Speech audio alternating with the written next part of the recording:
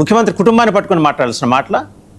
మీరు విధానపరంగా ఏమనుంటే క్వశ్చన్ చేయండి. మీ ఏది సంక్షేమ పథకాలు అందట్లేదనో, లేకపోతే ఫలానా దగ్గర మీరు ఎర్త్ పెడుతున్నారనో, ఫలానా వాళ్ళకి మీరు డబ్బులు పూర్తి స్థాయిలో ఇవ్వట్లేదనో, అమ్మఒడనో ఏదో మాట్లాడండి విధానపరంగా. ఈ అక్కర్లేని మాటలు ఎందుకండి? సార్, ముందుగా మీకు మరియు ప్యానెల్లో ఉన్నటువంటి తోటి రాజకీయ పార్టీ నాయకులకు, విశ్లేషకులకు, ప్రేక్షకులకు నా నమస్కారాలు. సార్, ముందుగా మీరు అడిగినటువంటి ప్రశ్న, ఎందుకు ఇతను ఇలా మాట్లాడాడు అని. వాస్తవానికి ఆ వీడియో అతను ఎప్పుడు మాట్లాడాడు ఏదనే సందర్భం నాకు దాని మీద స్పష్టత లేదు. కానీ మనకి తెలియదు, తెలంగాణ పోలీసులు తెలిసి వాళ్ళు వచ్చారు వేరే వీడియోకి సంబంధించి. వేరే డిస్కషన్ లో అతను మాట్లాడిన దానికి తెలంగాణలో కూర్చున్న పోలీసులు వచ్చి అతను అరెస్ట్ చేసి తీసుకెళ్లారు. సొంత రాష్ట్రంలో మాట్లాడింది మీకు తెలియదు. నాకు ఐడియా ఉంది సార్. మీరు ఇప్పుడు ప్లే చేసినటువంటి బయట అయితే ఏదైతే ఉందో దాని మీద నాకు స్పష్టత లేదని చెప్పాను. నేనేమంటున్నానంటే, ఇప్పుడు కూడా చర్యకి ప్రతి చర్యగా ప్రతి ఒక్కరు కూడా రాజకీయాల్లో ఉన్నటువంటి వాళ్ళెవరు కూడా అవతల వ్యక్తి చేసినటువంటి వ్యాఖ్యలకు ఘాటుగా స్పందించేటువంటి సందర్భాలు మీరు అనేక చూశారు. బహుశా ఇది నాకు తెలిసి గతంలో ఒకసారి నారా లోకేష్ గారు జగన్మోహన్ రెడ్డి గారిని ఉద్దేశించి లండన్ పర్యటన మీద అతి జుగుప్సాకరమైనటువంటి వ్యాఖ్య ఒకటి చేశారు. లండన్ కి జగన్ ఎందుకు వెళ్ళాడో తెలుసా మీకు అంటే, అది మనం మాట్లాడుకోలేనటువంటి మాట ఒకటి మాట్లాడారు, సంస్కారాన్ని మరిచి. బహుశా ఆ సందర్భంలో ఇదని నేను అనుకుంటున్నా. అదేవిధంగా మీరు చూశారు నిన్న చంద్రబాబు నాయుడు గారు, అసలు సందర్భము లేదు, సమయము లేదు, ఆ వేదిక కాదు, జగన్మోహన్ రెడ్డి గారిని అక్కడ ఆ రాష్ట్రంలో, తెలంగాణ రాష్ట్రంలో ఒక సంచలనమైనటువంటి మర్డర్ ఒకటి జరిగి ఒక సైకో దారుణంగా 6 పైగా చంపితే ఆ సంఘటనని ఆ వ్యక్తికి జగన్మోహన్ రెడ్డి గారికి పోల్చుతూ మాట్లాడటం అంటే ఎలా ఉంటుందంటే, రాజకీయాల్లో చంద్రబాబు నాయుడు గారు ఇప్పుడు 4వసారి ముఖ్యమంత్రి. 4వసారి ముఖ్యమంత్రి అయినటువంటి చంద్రబాబు నాయుడు గారు ఆయన ఇచ్చినటువంటి మేనిఫెస్టో గురించి ఏనాడు మాట్లాడరు. ఆయన ఇచ్చినటువంటి హామీలు అమలు తీరు గురించి ఏనాడు మాట్లాడరు. చెప్పిందేంటి, జరిగేదేంటి అన్న దాని మీద ఇప్పుడు మాట్లాడరు. నేను చెప్పేది అవి అడగండి. మీరు ఇలాంటి పిచ్చి మాటలు ఆపేసి అవి అడగండి అంటున్నా. నేను అదే సార్, అందుకనే ఇప్పుడు కూడా అదే మాట్లాడు. 2 సంవత్సరాలుగా మేము అడగాలంటే సార్, ఇప్పుడు ఆయన అదే మాట్లాడుతాం, మేము అదే మాట్లాడుతూ గొడ్డల పార్టీ ఈ రకంగా హత్య రాజకీయాలు చేసి నారా చంద్రబాబు నాయుడు గారి సుదీర్ఘమైనటువంటి ఈ రాజకీయ చరిత్రలో ఎన్ని లేవు, ఎంతమంది ఎన్ని మాట్లాడలేదు చెప్పండి. ఆ రోజు మల్లెల బాబ్జీ గారి ఆవారం నుంచి చంద్రబాబు నాయుడు గారే ఎన్టీఆర్ గారి పైన అత్యాయత్నం చేయించాడని చెప్పి మల్లెల బాబ్జీతో సుపారీ ఇప్పించి చేయించాడని నాదెండ్ల భాస్కర్ గారు చెప్పలేదా?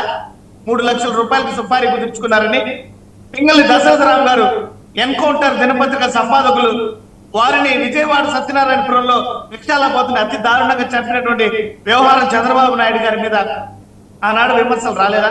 మంగవెట్టి మోహన్ రంగా గారు చంద్రబాబు నాయుడు గారు కీలకంగా వ్యవహరించారు. ఈ హత్యలోనే హరిరామ జోగయ్య గారు తన ఆత్మకథలో ఏకరువు పెట్టలేదా? అంతెందుకు సార్, చంద్రబాబు నాయుడు గారి తోడల్లుడు దగ్గుబాటి వెంకటేశ్వరరావు గారు గతం తవ్వమాకండి. మీరు ఇప్పుడు వాళ్ళందరూ అవి చేశారు కాబట్టి ఇప్పుడు నాగార్జున యాదవ్ మాట్లాడేది కరెక్ట్ అంటారు మీరు. నాగార్జున యాదవ్ వ్యాఖ్యలు మీరు చెప్పట్లేదు సార్. ఈయన చెప్పినటువంటి చంద్రబాబు నాయుడు గారు ఆ హంతకుడికి పోలికలు దగ్గర ఉన్నాయన్నటువంటి ప్రస్తావన ఏదైతే ఎవరి ఆత్మకథలోనే ఏదో రాసేసుకుంటే చంద్రబాబు నాయుడు గారి మీద బకెట్ల కొద్ది బురదల్లేస్తారా మీరు? మరి జగన్మోహన్ రెడ్డి గారి మీద ఏ ఆధారంతో చంద్రబాబు నాయుడు గారు బురద జల్లుతున్నారు? అది అడగండి మీరు.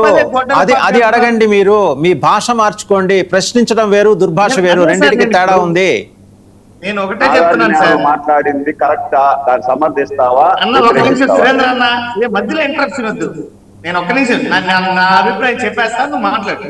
నేనేమంటున్నానంటే, 2 సంవత్సరాలు అవుతోంది చంద్రబాబు నాయుడు గారు కానీ కొన్ని కింది స్థాయిలో ఎవరైనా ఆ కూటమి పార్టీల కార్యకర్తలు, నాయకులు జగన్మోహన్ రెడ్డి గారిని విమర్శించడానికి బదులుగా చేతనైతే జగన్మోహన్ రెడ్డి గారి కన్నా మేము ఇంతమంది ప్రజలకు ఎక్కువ సంక్షేమాన్ని ఇచ్చాము, ఎక్కువ పింఛన్లు ఇచ్చాము, ఎక్కువ పోర్టులు తెచ్చాం, ఎక్కువ మెడికల్ కాలేజీలు తీసుకొని వచ్చాం, ఎక్కువ సంస్కరణలు తీసుకొని వచ్చాం, ఇంత రాష్ట్ర ఆర్థిక అభివృద్ధి జరిగింది, ఆర్థిక విధ్వంసం మీరు చేశారు, మేము 2 లక్షల కోట్ల సంపద సృష్టించామని చెప్పాలి.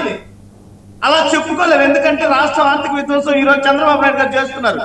3.5 లక్షల కోట్ల పైచులకు అప్పు 2 సంవత్సరాల్లో చేసేశారు.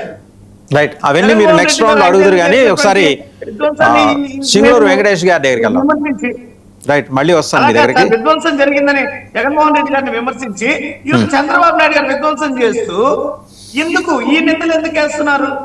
రైట్, అవన్నీ మీరు నెక్స్ట్ రౌండ్ లో అడుగుతారు కానీ ఒకసారి సింగూరు వెంకటేష్ గారి దగ్గరికి వెళ్దాం. వెంకటేష్ గారు, 4-5 డెవలప్మెంట్స్ అండి. ప్రకాష్ రాజు, బండ్ల గణేష్ వాద సంవాదాలు.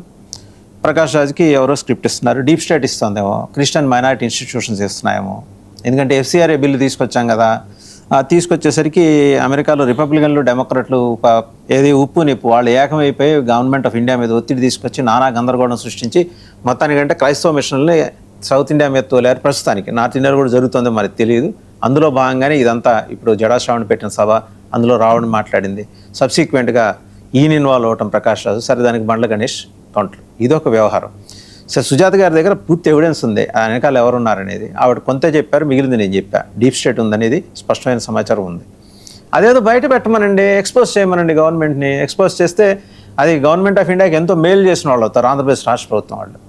రెండోది నాగార్జున యాదవ్, ఆయన ఎప్పుడు మాట్లాడాడో ఏంటనే విషయం పక్కన పెడితే ఒక ముఖ్యమంత్రిని పట్టుకొని మాట్లాడటం, ముఖ్యమంత్రి కుటుంబాన్ని పట్టుకొని మాట్లాడటం, దానికి మళ్ళీ నేపథ్యం గతంలోకి వెళ్ళటం అనవసరం. వాళ్ళు అన్నారు కాబట్టి వాళ్ళకి మీకు తేడా ఉండాలి. మరి ఒక నారా లోకేష్ అలాగే అని ఉంటే వారికి ఈయనకు కూడా తేడా ఉండాలి కదా. ఏం జరుగుతుందండి అంటే 2 అంశాలు తీసుకొని గడిచిన 1.5 రోజులుగా మన మాట. ఒకటి సాయికృష్ణ హత్య కేసు, రెండోది రావణ్ జడా శ్రావణ్ సంయుక్తంగా తీసుకొచ్చిన ఈ వివాదం తీసుకొచ్చి చాలా కన్వీనియంట్గా ఆంధ్రప్రదేశ్ ఎదుర్కొంటున్న ఆర్థిక ఇబ్బందుల నుంచి జనాల్ని పూర్తి స్థాయిలో డైవర్షన్ చేస్తున్నారని ఒక సెక్షన్ ఆఫ్ మీడియా రాస్తోంది. అది బహుశా జనాలకు చేరదు. అది ఈ సాయికృష్ణ మీద ఒక నెల రోజులేమో, ఈ నెల ఏంటి 2-3 నెలలు రావణ్ మీద నడిచిపోద్ది, అసలు విషయం పక్క వెళ్ళిపోద్ది అని జనాభిప్రాయం. ఎందుకంటే నా అభిప్రాయం అంటే మళ్ళీ వేరే రకంగా చూస్తారు జనాభిప్రాయం. వెరీ గుడ్ మార్నింగ్ సార్, మీకు ప్యానల్ ముఖ్యంగా ప్రకాష్ రాజ్ వ్యాఖ్యల మీద లేదా బండ్ల గణేష్ గారి కౌంటర్ మీద స్పందించాలంటే అత్యంత హాస్యాస్పదంగా ఉంది.